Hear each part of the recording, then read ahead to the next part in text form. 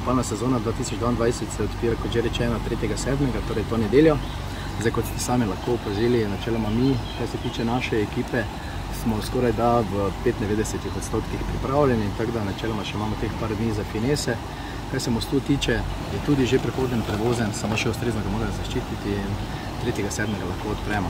Zdaj, kaj je novega, kaj se tiče, bom rekel, samo znotraj otoka, nismo imeli neke velike možnosti, da bi karkoli velikega prenavljali, zaradi tega, ker pač most bi v tem času zaprt oziroma neprevozen, pač ta prenova, ki se obeta po koncu letošnje sezone, pa pač tista stvar, o kateri govorimo potem za naslednji 2 leti, torej 2023-2024. Do kopalne sezone 2024 bi naj bil tudi notranjost Mariborskega otoka prenovljena. Za nedeljo smo se odločili, da sklenemo oziroma da začnemo, da odpremo ta naš Mariborski otok z Radiem City, in z njimi delamo City otok Čago, tako da se tega že, bom rekel, vsi skupaj neizmerno veselimo, vsi skupaj se bom rekel, pripravlja, da ta nedelja, samo da nam vreme zdrži, glede na to, da je ta teden zelo vroč, upam, da bo tudi nedelja zelo vroča, da naredimo res dobro Mariborsko Čago.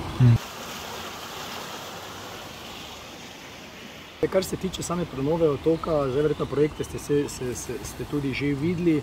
Gre za to, da se bo, bom rekel, ta bazenska ploščad se bo prenovila, kar pomeni, da pridejo lesene obloge, potem ta, bom rekel, vsa gradbeno-obrtniško inštalacijska dela se bo, bom rekel, se bo prenovilo. Stavba se bo prenovila, sanitarija se bo prenovile, v bistvu vse tisto, kar je vitalnega pomena za obiskovalca, za Mariborčana, za nekoga, ki pač se pride na Mariborski otok kopat, tako da tudi tega se vsi skupaj že veselimo. Mislim, Maribor si to zasluži.